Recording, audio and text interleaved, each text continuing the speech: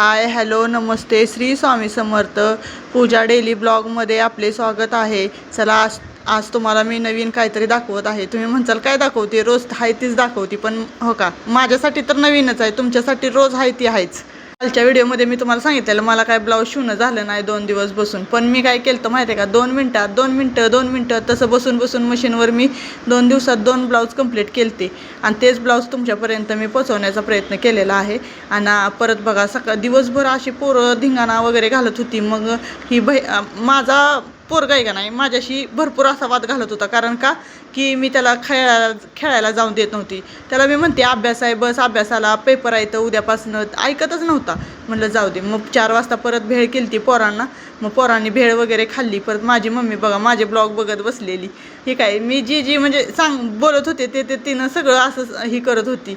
मग जेवायला घेतलं सगळ्यांनी खाली, बघा खाली बसलो सगळी जेवायला आणि मग जेवण वगैरे केलं। मग जेवताना मग म्हणलं काहीतरी चटपटीत लागतं, आता उन्हाळ्याचे दिवस सुरू आहेत, मग लगेचच पापड तळून घेतलं। ह्या वर्षी आम्हाला काय कुरवड्या पापड्या वगैरे करायच्या नाही त्या, पण गेल्या वर्षी ज्या केलेल्या होत्या त्या शिल्लक होत्या। मग आंबे वगैरे कैऱ्या वगैरे तोडून ठेवल्यात, त्याचा आता गोळा आंबा वगैरे करायचा आहे, पण कधी वेळ भेटतोय काय माहीत।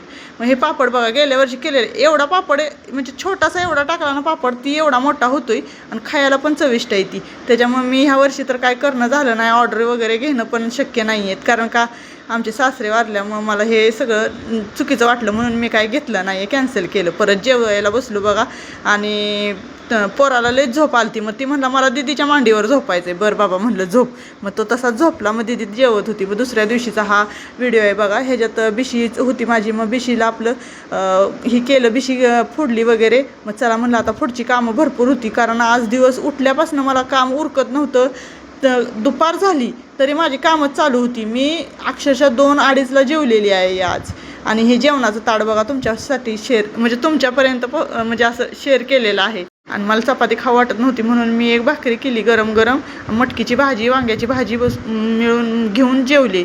धन्यवाद। श्री स्वामी समर्थ।